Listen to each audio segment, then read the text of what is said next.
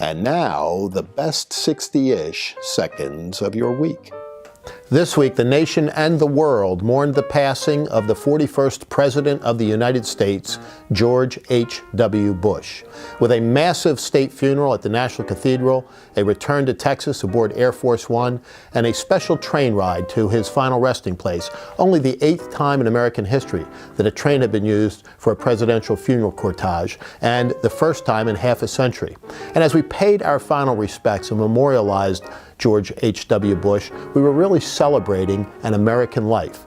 His best friend Jim Baker said he was a charter member of the greatest generation, and how true that is. A life of service, from the military to Congress to the presidency and far beyond. He displayed constantly his trademark graciousness, his loyalty, even when it cost him, and his ability to unite people, evidenced by the fact that he joined hands with Ronald Reagan, who had beaten him for the Republican nomination in 1980, just as he did with the friendship he formed with Bill Clinton, the man who beat him in 1992. And they traveled the world together to help others.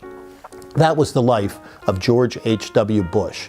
And as we reflect on this week, we think of the memories that it provided us.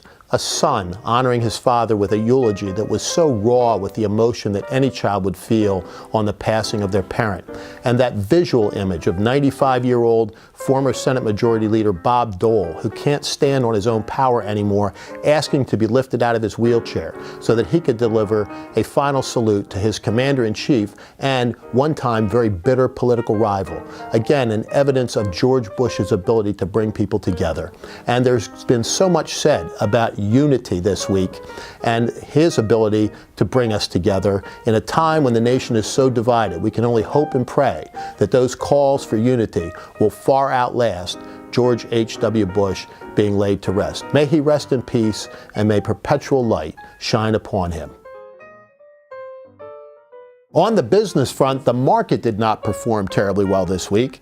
Although it was closed on Wednesday in observance of the funeral of President George H.W. Bush, it dipped below 25,000, essentially wiping out all of the gains of 2018. Now, we've been quick to point out that rising stock prices are not necessarily synonymous with political success, and it's equally important to say that the economy does not equal the market or the market equal the economy.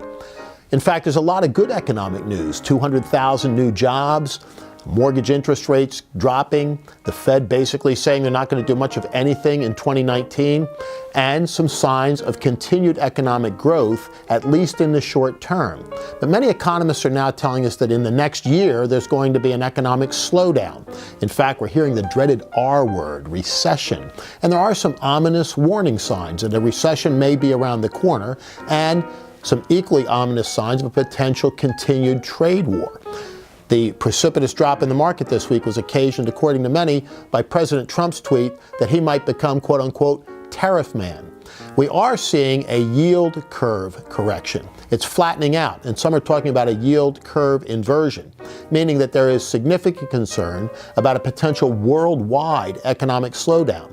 And with many of the top stocks running behind their 50-week running average, especially in the tech sector and in the financial sector, I think we're going to see significant value buying, an increase in bonds and other fixed instruments, all of which correlate to a potential contraction of the economy and a slowdown. Well, what does that mean politically? It means that what happens in 2019 if there is a slowdown, how significant it is and how sustained it is, will have dramatic impacts on the 2020 election, because after all, it's always about the economy.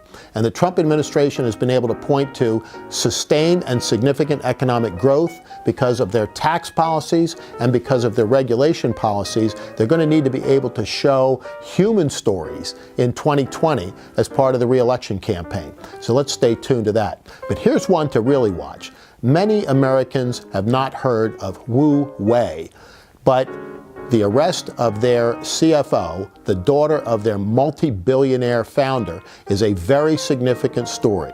The United States has not yet even gotten extradition, but how all that works out has dramatic impact on the world economic markets, because it came on the eve of very sensitive talks with President Xi, and that company is as big in China as any is in the United States. So there's one to watch as we go into the next couple of weeks.